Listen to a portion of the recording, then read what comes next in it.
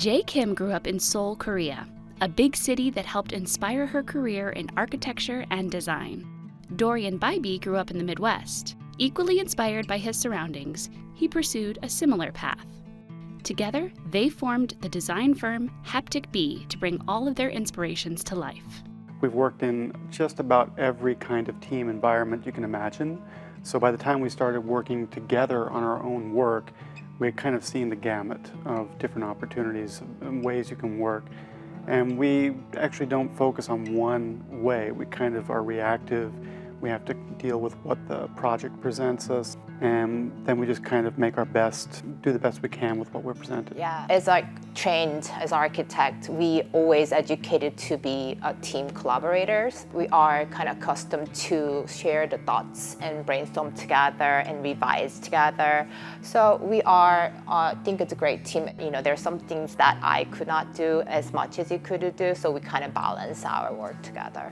When we have a project to start with, we think about the concept first, ideation. We always start with the brainstorming, conceptualizing. We are heavily using digital modeling, digital working, any kind of method. So sometimes we kind of split, those works. But most of the time, we kind of back and forth between collaborative thoughts, ideation, and back to revision, and then back and forth. It's interesting because there's a good and bad side when we come together. Sometimes we start to come up with the same idea, and then it's like, oh, that means it's a good idea. Or sometimes like, wait, if we both have that idea, maybe we should find some other opportunity there. It's not just a collaboration between ourselves, it's actually, there's also a degree of collaboration literally in the project we're working on currently, but a little more figuratively other times between our kind of professional work and academic work, because there's so much that you learn through teaching. The pair's latest project, one that finds them working in Bartholomew County as part of the Exhibit Columbus program, brings together their academic interests and their professional pursuits. Lawaso Ground combines renderings of land, soil, and water to tell the story of the Midwest's indigenous cultures and to advocate for their increased inclusion. The key element? Indiana limestone.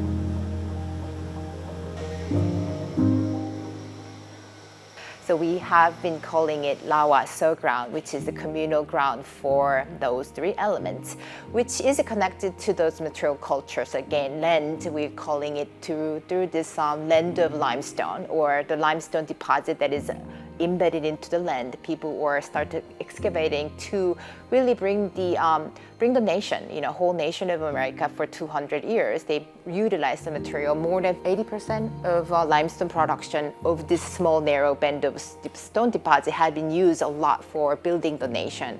So we have been kind of conceptualizing the material as kind of symbolically or referring to American colonial culture. And then the other one, soil, we are thinking of going really past to these Native Americans, Indians culture of making this landform that it's mimicking land of like rolling hills. So we're kind of trying to synthesize these two different polemic ideas of land and soil putting together into one site.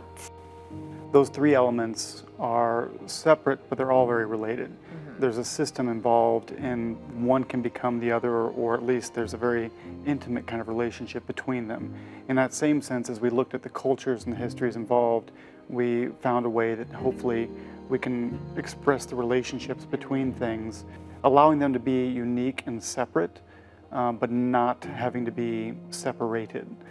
Stone, along with wood and some other materials, are considered primitive in the sense that human beings have been using them pretty much forever. In the case of Indiana limestone, the reason it's been utilized around the country is because it's this nice blend between hard and soft. So it's hard enough to be durable, it lasts quite a while. It's soft enough to be able to put a really fine detail into it. The stone gives us an opportunity to connect to the community and the history involved.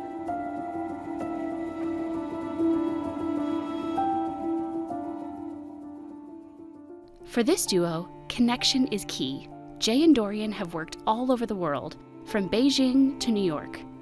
But a recent project allowed the pair to work a little closer to home. One that was working very well was a bicentennial medal that we designed a couple of years ago to celebrate the bicentennial history of Indiana University.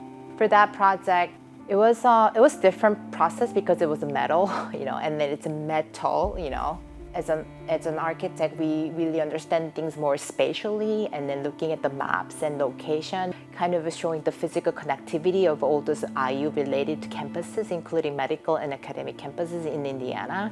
So we wanted to show the interconnectiveness of those campuses in a kind of three-dimensional mapping, and how they are located, how they're connected through the arcs, and how their trajectory out towards the nation and globally.